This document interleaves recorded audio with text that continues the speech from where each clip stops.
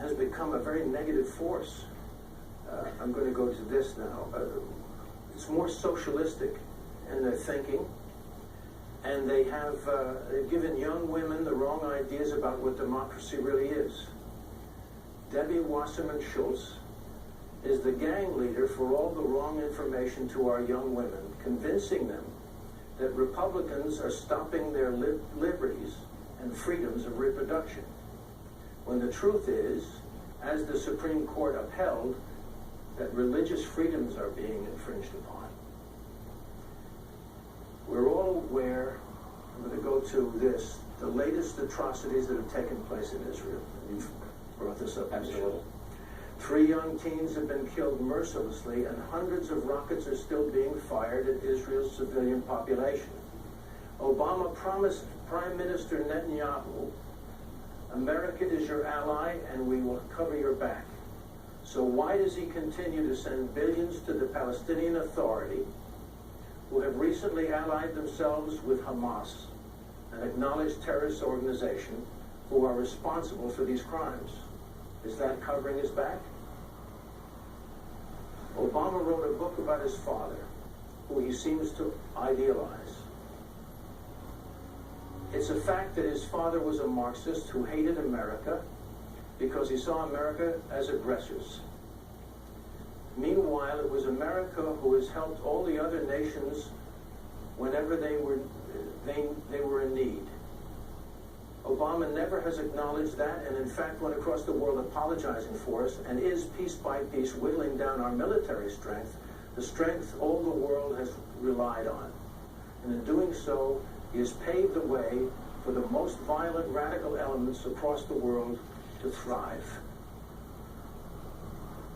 My dear friends all over the world, please pay attention to what is taking place in our great America.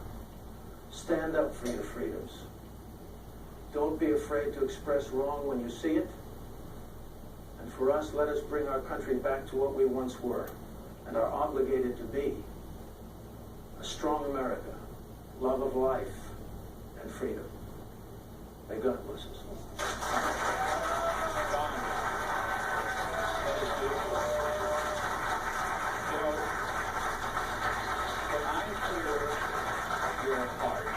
And I'm thinking, I don't know many people elected to public office who have the courage to say as boldly and as clearly a message to America as what you've said, and you do it from a position in the entertainment industry where so many people in your business are afraid to speak out because it can be so detrimental to one's career in Hollywood. Why are you so unafraid when so many are fearful? Well, you know, lots of people are feeling what I feel. The people in this audience are feeling what I feel. And people all across our country are feeling this frustration of not being able to turn the tide. And so a person like myself who has occasionally a microphone, it's up to me to use it, of course.